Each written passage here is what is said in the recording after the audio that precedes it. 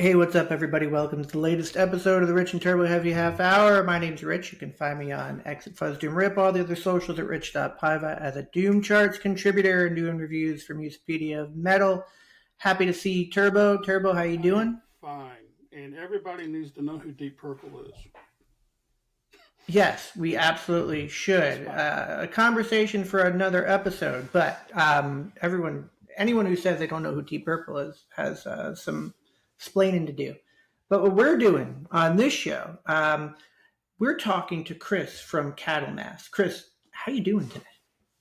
I'm good. I'm good. How are you guys? Excellent. Thanks for having me on. We're doing great. So, um, I want to just kind of set the scene of how this came to be. I did an interview with John from Psalm, and he was we were talking about the band. I love those guys, and he's like, band Cattlemass is playing with us and open for us. I'm like, Cattlemass sounds very intriguing. I need to know what Cattlemass is all about.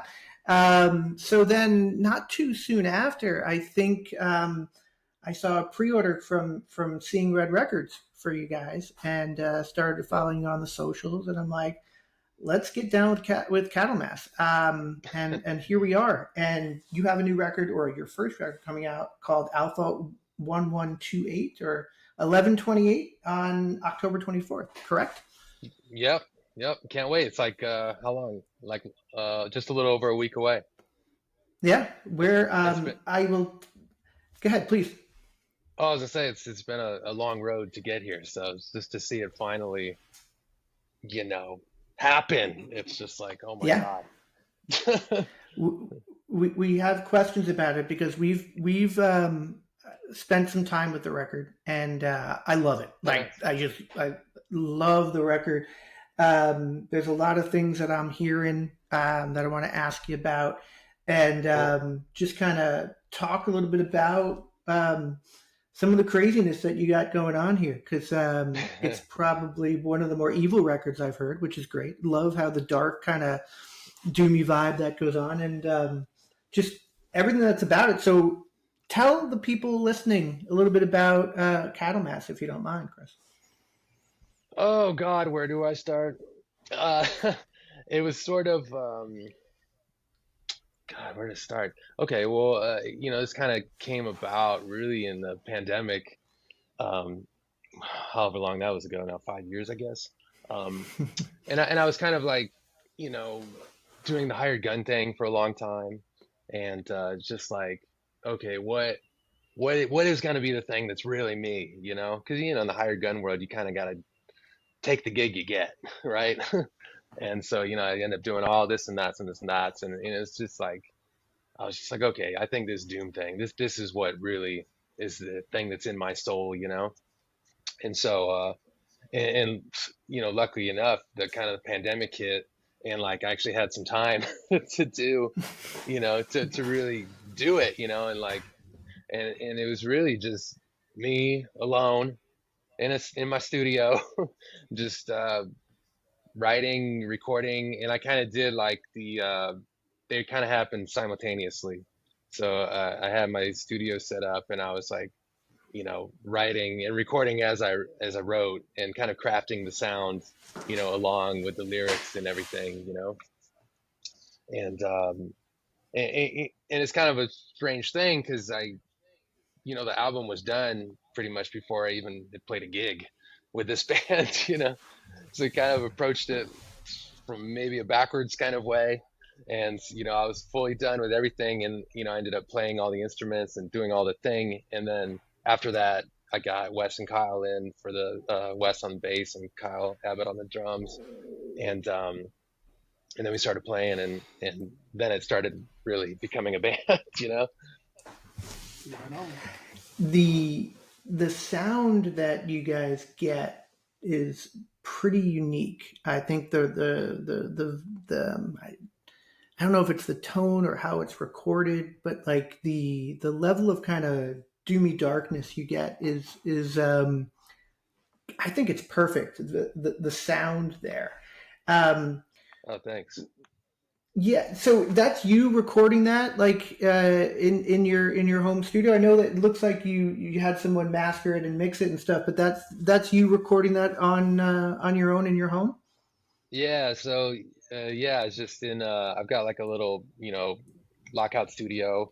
Um and yeah, the approach, I guess, which maybe is what kind of gives it its unique thing is it was really minimalist, and I wanted it to kind of like all my favorite recordings, they're like I don't want to say bad, but like real like simple. There's so many limitations in the 60s and 70s and stuff.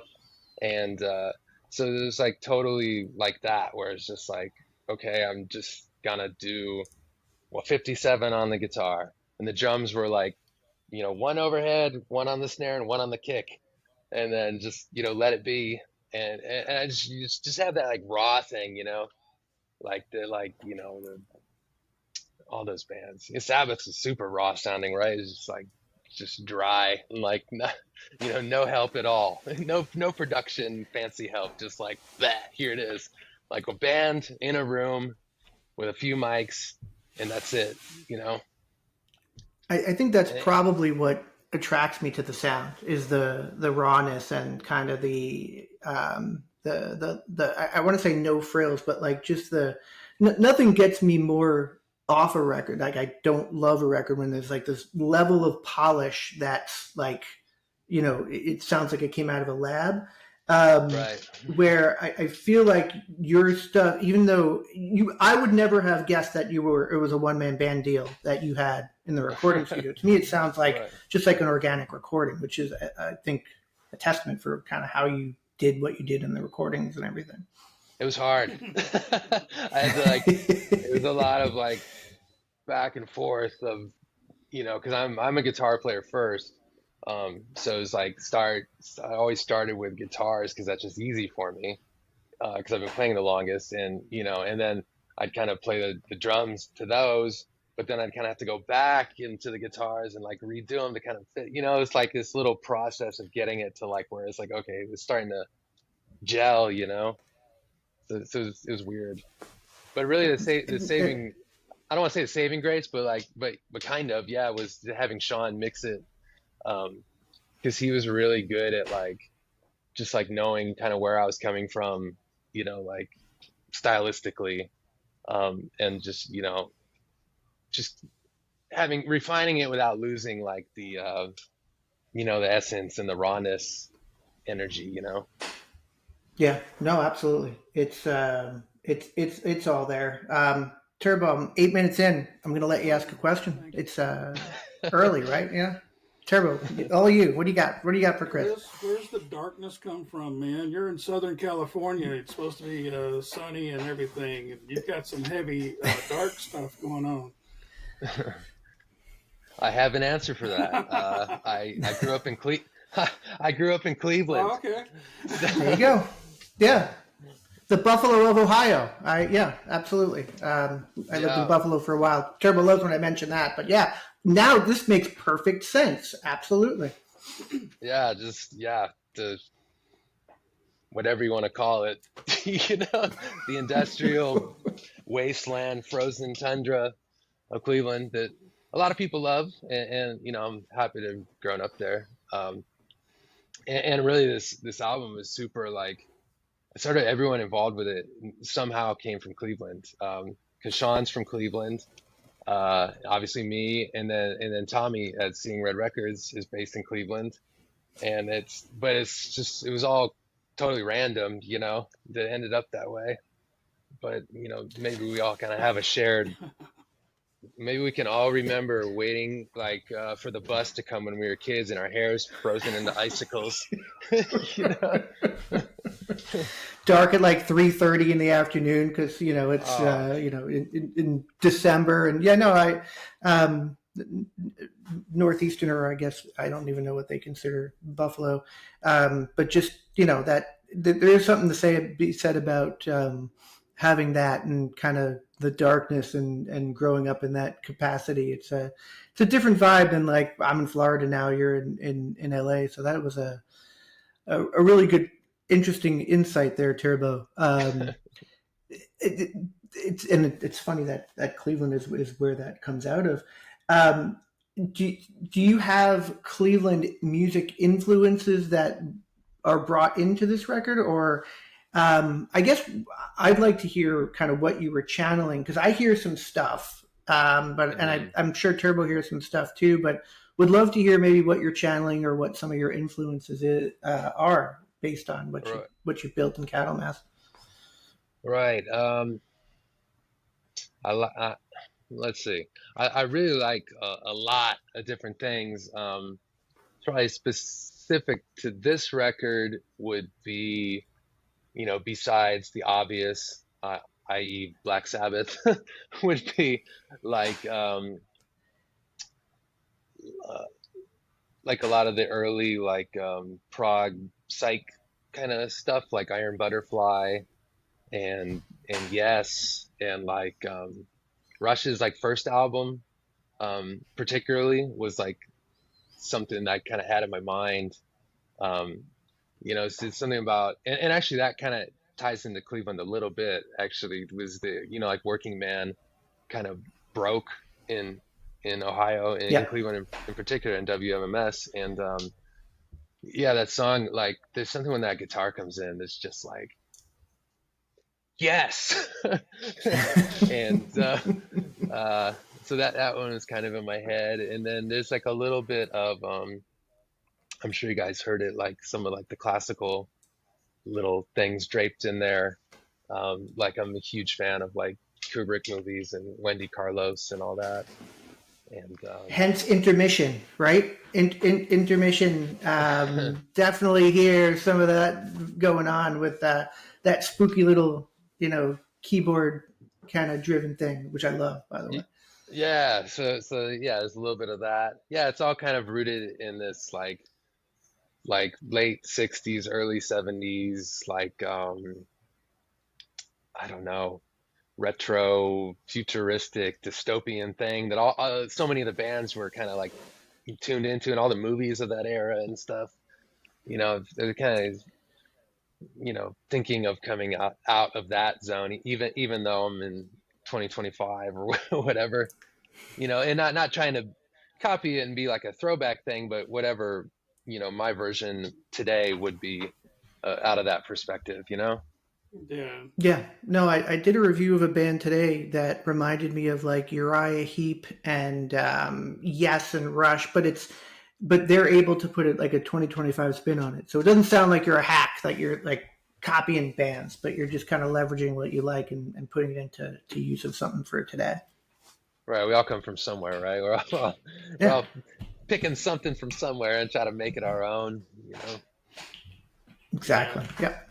Well, Turbo, you what else you got? mentioned the science fiction aspect of it. One, that intermission always kind of reminds me of like I'm in a John Carpenter movie, like going through some street scene somewhere, which is really cool. But you've got a lot of science fiction influence through this whole thing, don't you? Yeah, definitely. Yeah, it ended up kind of. I didn't like have like a grand plan when I set out, but as it started to form, it started to like I really love albums that like kind of have an overarching concept or whatever. So it ended up being like something that I was like, oh, I think like this can all kind of meld into one overarching thing, which ended up, like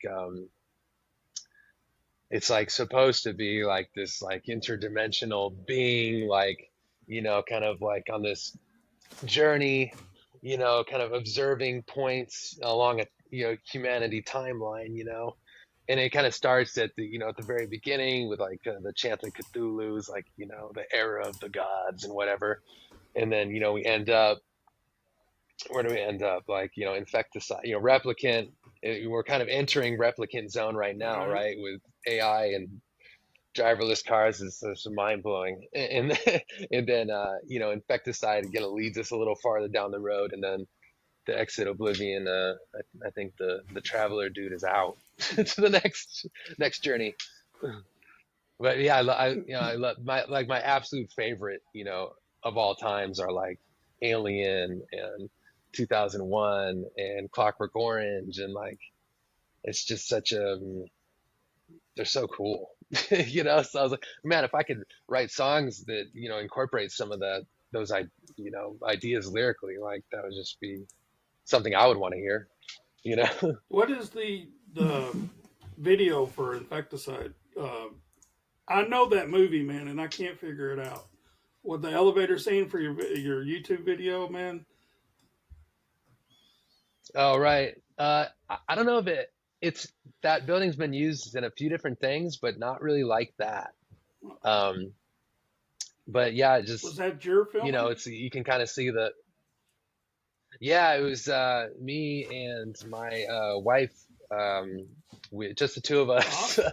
and yeah, we had like just a little Canon kind of beginner camera, and it was just total guerrilla style, you know, with you know, the, you know, kind of the main scenes is in that crazy building, Because I was and like, man, then this like is. we went I was out. like, is this out of 2001? And are you using Capricorn One also? And I was just like trying to. It's just blowing my mind trying to figure out what this belongs to. But the fact that you did that yourself is great, man. It's amazing. Just to All right. remember what like Guns N' Roses spent on their videos in the '90s. Like, you know, November Rain it cost like $8 million at the time. I mean, this is like, you know, watching what you're doing here, and then the other video for Replicant, creepy as hell when that alien dude is it's just some creepy stuff going on. But Yeah. and again, this is me kind of channeling. Have you ever seen They Live with the John Carpenter movie? And Oh, it has like Obey and all that. I'm like a little bit of that vibe going on here too. And you know, as Turbo mentioned Carpenter with your interlude there as well. So I don't know if you're a fan of that stuff or not. oh yeah, huge fan, yeah. And like yeah, the video stuff, yeah, my wife, and she kind of like manages the band and stuff. She's like super involved um with the whole operation. We're basically partners in it, and she's like really how do you, she's just like super, we really see eye to eye, like movie wise.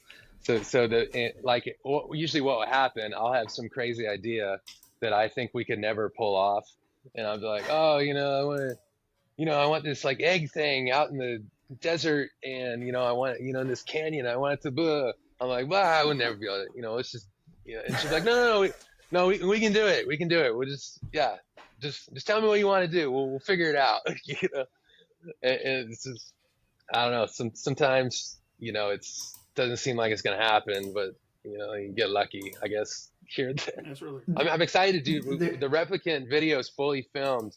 We just haven't edited it yet, so we got all this footage, you know, and I just gotta get to it. But we're hoping to have it come out like, you know, before the end of the year. there's one part in the preview that you have on Bandcamp where you're showing a kitchen and just like a second where that creepy guy goes in like away from the scene, and it's like every like nightmare that I have is like that. Like I like know. you're not like seeing him like right out there, but just like the tiny little bit of him walking outside of the room. I'm like, oh, man, that is some killer stuff. Love it. Yeah, it gives you heebie-jeebies, doesn't it? Like, oh God. No, I used to always just have the worst nightmares, man, growing up. So this is like, yeah, I totally like, putting them on I'm feeling film it. and on recording at this point, right? Yeah. Love it. So you are signed. You mentioned it earlier. You're putting out the new record on Seeing Red Records. We Hmm. had one of your label mates, Bleeth, on the show. Cool band out of Miami. Oh, nice. How'd you wind up with Seeing Red? Was it a Cleveland connection, or was that a coincidence? It was actually a coincidence. Yeah, like you know, the label is kind of on our radar, and so we took like a super old school approach to reaching out, and we sent him. Well, we stalked him and found his address, and then we sent him this box of like it was just like I actually have one here. It's like I brought some show and tell here. So we sent him this little box here, and like in let's see if That's it's awesome. and it's like you kind of opened it, and like it had like a CD player just like built in. Killer. And well, basically, because I didn't want him to like just get this thing and be like, oh, CD, whatever, I wanted it to be like, okay, pull this out, boom, listen to it right away. And and then like we packed a little like video card under there. It's got the video in it, and then That's freaking awesome. there's a T-shirt under there too. But anyway, we want to just be like, pow, here's Cattlemass. That's wild. But He had no choice, I guess, at that point. I mean, all people do are send MP3s, I assume, or like their SoundCloud or something like that, right? that was my fear, just like ending up in just like a sea of 10,000 emails. But the funniest part was, so when I was looking him up, like I found his address and was just like, oh my God, like I grew up like 2 blocks from where this dude lives. And it was just like, I think it blew my mind as much as his mind, because we never met. And, we're both kind of floating around in the rock scene for a few years before I moved out to LA a long time ago now. Um, but yeah, it was funny. And he even lived out here too briefly. So somehow we never crossed paths until, that moment, until, once he called me and said, hey, I got the thing, and yeah, it was just, it seemed like it was meant to be in some weird way, and he's been really great to work with. Tommy's like been super helpful, and just like a great sort of mentor for getting this thing off the ground. So Yeah. I've been doing it as a hired gun, and doing it yourself is definitely two different things. I've been like, I didn't realize, I think, how many bands that I really like that are on Seeing Red. There's like Reverend Mother and Psychic Hit and Scream of the Butterfly and Ozorn, which put out a really great album last year, and Frail, who just from Cleveland, who just put out. I didn't even realize they were on Seeing Red. Um, so yeah, some really cool stuff on there. And this record comes out on the 24th. Yep. So like I said, we've been spending a lot of time with it, and I can't get enough of it. Nice. I know you said you kind of have a trio now, right? That you're playing out with, and you played with John and his band opening up for Psalm. What are you guys doing Yeah. for? Are you doing an album release party? Doing a tour? What's that look like? I don't know. Short answer, I don't know. We're kind of like, we're so new still. We're kind of like building out our regional contacts and connections. So, yeah, tomorrow we're going to Vegas again. And we're going to go up to the Bay, early next year. And, yeah, I'm hoping that we can, yeah, do some, I like to do as much touring as we possibly can. So I think it's just a matter of us, building out our network, and I'm hoping next year that will be, probably the next couple years, that will be the main focus, right? Just kind of getting out and making our way around. So fingers crossed that all comes together. Did you have to? I guess you had to teach the guys, right? This is stuff you wrote, you played originally in the studio and everything. So, did you just give them tapes and they're like, "Figure this out," or did you guys get in a room and how does that work? Yeah, well, yeah, Wes and Kyle, they're both like, we've actually known each other. Me and Wes go back to like 2007, um, and we played in this and that bands together for a really long time. And me and Kyle play together currently, like in a cover band, kind of what the thing that's paying my bills. Um, so we've been playing together for a good 3 or 4 years now too. Um, so it's pretty easy to like just kind of like um, lock in. We were like connected already, personality wise and stuff, and like we kind of chose them not only because they're like killer musicians, but we all get along and stuff. The hang. Um, but yeah, as far as actually learning the songs, they're like super pro, so it was like not really a big deal at all for them to learn. But it, it's just like little tweaks of like, oh, okay, like I couldn't hear what the heck is going on in that part in replicant or whatever. Oh, and then I'd be like, well, let's see, I recorded that like 2 years ago. I'm not really sure either. It's just like, okay, I have to go and listen to it myself. I'm like, oh yeah, I know what I did there. Okay, yeah, it's this is the thing, you know. Um, but it's like we're like to maybe 15 shows deep now in the band live, and we're really getting to that point now where it's just like like it feels good. It's just like, okay, this feels like songs we've been playing for a while. It feels comfortable, and like it's just like we're just we're past the nervous point and to the excitement point of like performing. That's awesome. Which is fun.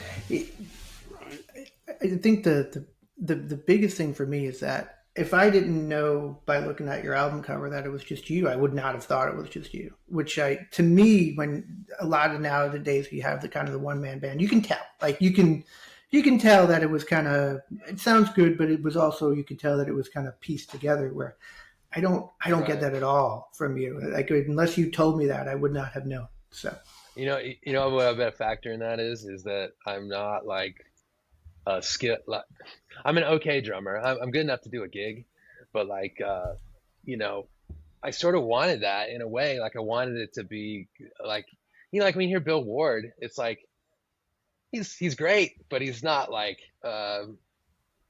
Danny Carey or something.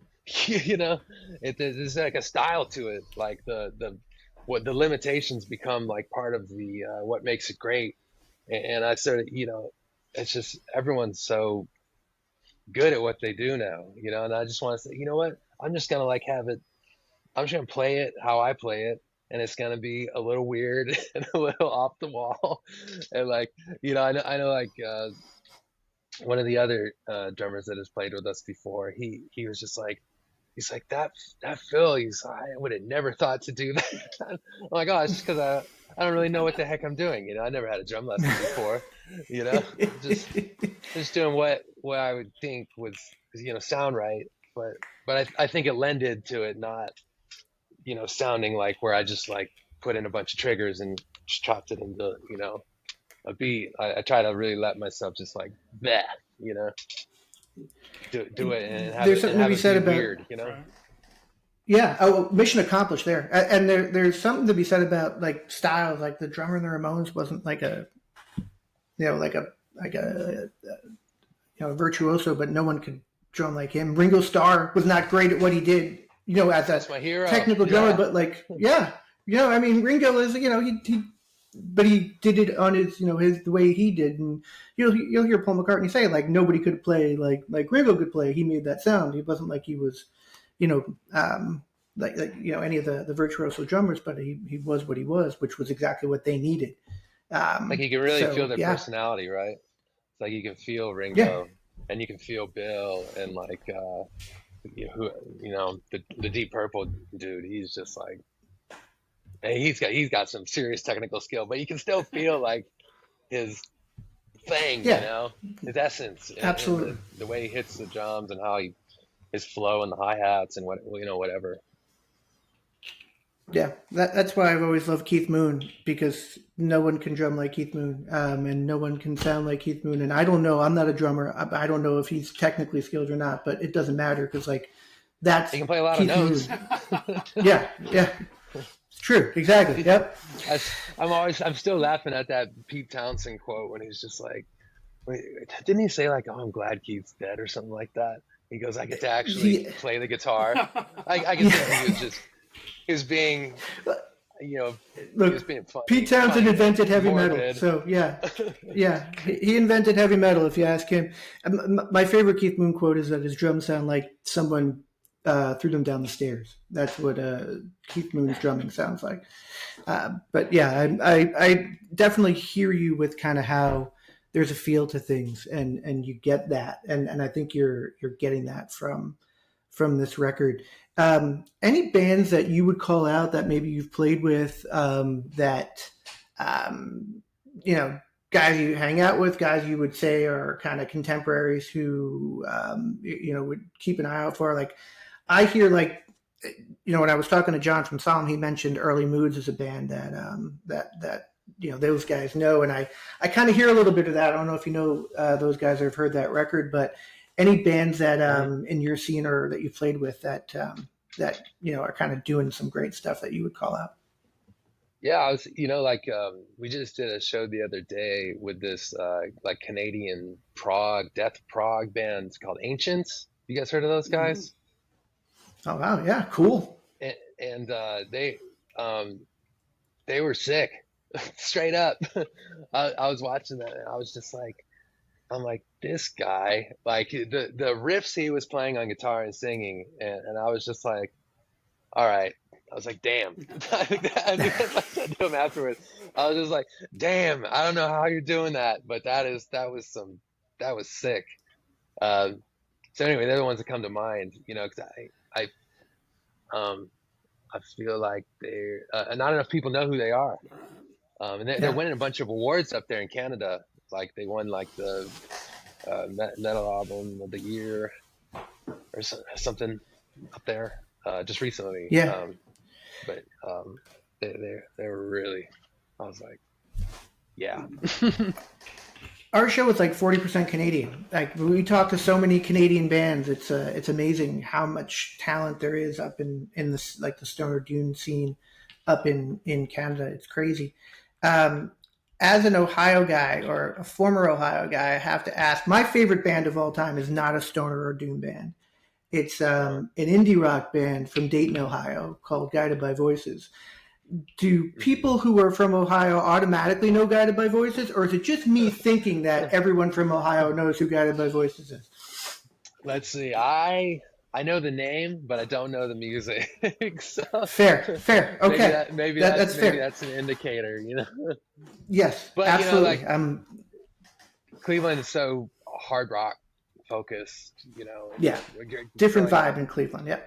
Yeah, it was like hard rock and industrial in the 90s, especially was, just like it was all out of there, So there was like that thing was pretty huge too. Like the Nine Inch Nails and then the Manson and Filter and like that whole world seemed to just come from like one exact place. It was really crazy. Yeah. But I was an old school guy. I didn't listen to old stuff. You know why? I think I didn't have an older brother. My dad had a really cool taste in music, so I ended up listening to maybe older bands than what I was supposed to. Hey, we love that because you have to, honestly, when you started to call out bands like Iron Butterfly and stuff, I'm like, I didn't expect that, which is actually very cool because we need more bands who are kind of flying the flag of the stuff that brought us here and got us to what the scene sounds like today.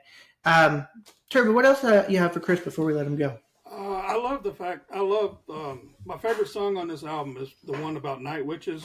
I love it. Oh, nice. I love it when people chant "die" over and over and over again. It's one of my favorite things.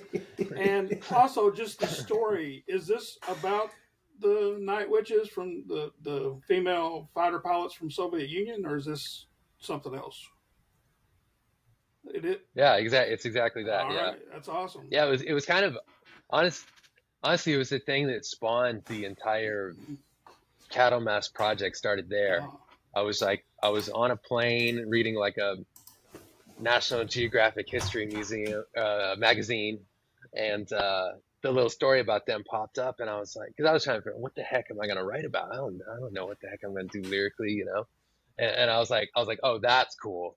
I was like, okay, I'm going to do a song about that. And like once that song came together, it kind of like I was kind of got my footing or whatever, and it obviously ended up going a little more sci-fi, but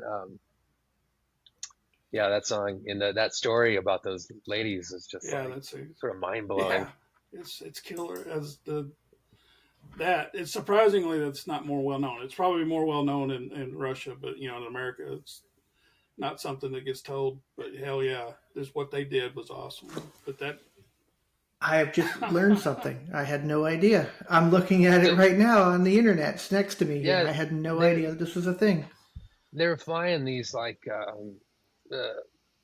planes that were like they didn't even have like metal siding. It was like paper. Yeah, this stuff. And they would do like like some of those women did like 1,000 missions. Like it's like absurd. And it's a yeah, just wild. I have a like an Air Force connection myself. Like my grandfather was a fighter pilot, and he was like a career guy, like from World War II, like all the way through Vietnam and like the Cold War, and his stories were absolutely nuts. But so I can kind of, I don't know, there's a personal connection there with the Air Force, and and this is, I don't know if this is even related, but like I actually I I work for the Air Force in my like daytime, like as far as I teach the little kids music on the base here. Right Oh, on. that's awesome. That's So very I'm cool. trying to keep my like Air Force connection strong, and I'm not a military guy, obviously. I don't know if I would have been suited to that, but yeah, doing what I can, just and it's fun, these little kids they come from all over the world, and I'll end up on this little base together, and we have fun, we rock out. Yeah, Oh, that's that's wild. amazing. That is awesome. And don't let anyone say you don't learn stuff on the Rich and Turbo Heavy F Hour. I mean, I just did. I had no idea that this was a thing, and now I'm going to go read all Yeah, about it. it's amazing. Um, probably, probably also my favorite track, and and now that it kind of gives me a different kind of view, knowing what it was all about, but it gave me vibes of one of my all-time favorite bands, which is Typo Negative. There's something going on there that gave me a little bit of a typo feel. Probably not what you were going for or had that in mind, but um, that's kind of a little bit of what I heard, especially their earlier stuff where it was a little more raw and but still dark as hell, and but still melodic too, which I think is something that you're also able to kind of capitalize on, not just heavy and dark, but like the melody aspect of it also, which is another reason why I think I love the record. Which song were you saying to kind of channel that? The same one. I don't want to Oh, pronounce it because say it for us knock because I don't know how to pronounce knock it. knock Texan. Yes, not As you Texan. said, That one. I'm not German, or I don't know how to speak German, but that's how I do it as an American. Knock Texan. Well, so that's you guys' favorite. Maybe I should have released that one as a single. They're all great. I don't think there's a bad track on the record. But yeah, that one for some reason connected with me also just because of the those kind of vibes and being a big Typo fan. I I do get a love little bit of typo. that. Those guys Okay, are good. cool. Okay, Yeah. I wasn't sure that I thought I might be hearing a little bit of that creep in there, but awesome. Chris, this has been amazing. Like I said, I think we need to do everything we possibly can to make sure everybody hears this record when it comes out on the 24th, because so much. This is a. I'm very happy your record is coming out on the 24th. The 24th is friggin' stacked. Like it's there. There are a lot of good records coming out on that day. Turbo and I were Oh, just really? talking about it. So it is our job to make sure that everyone knows that Alpha 1128. Is that how you say it? Do you say it 1128 or 1128 or what's the However proper you, way? however you want. Okay. All I right. think Cool. if I'm thinking of it, I guess 1128. I think, but Okay. obviously We'll go with I've that. been yeah. Yeah, that's cool with me. One alpha, 1128. Either way. I can go either way with it. But the 24th is stacked. So you can be assured that Turbo and I will be screaming about this record because it's killer. People are going to love it. They just need to know it's there and know that it's available. There's vinyl from Seeing Red Records. You can pre-order it today. There's a video out there right now. There's a couple singles that are out there. Cattlemass Alpha 1128. It's killer. It will be on the top half of my end of year charts for sure. And Chris, this has been amazing. Thank you so much for joining. Thank you for teaching us stuff. Thank you for teaching little kids music because Oh that's yeah. pretty awesome also. rather than then putting in a prompt in Chat GPT or whatever and coming up with a song, but actually teaching kids like what it's all about. That's I got to plant the seed, awesome stuff. Yeah, exactly. Yeah, because otherwise, what are we going to do? It's all going to be, terrible computer generated shit. Yeah, that is scary, and that's why I think it's so cool that you keep the classics alive, doing your thing in 2025, and creating some real heavy, raw, really cool shit. So thank you, Chris. Come back and talk to us again if you don't mind. Love Cattlemass. Can't wait for everybody to hear it. And thank you for joining. Thank you guys so much. It was really great. And hey, this is the first one. So Right on. if Cattlemass goes for 10 years, and we can always come back. This was the #1 interview. So yes, this is the first one. I love it. Yeah. We're excited for that, and keep in touch, and can't wait to congratulate you when the record drops on a week from Friday. All right. Thanks so much, guys. Thanks, Chris. All right. See you later.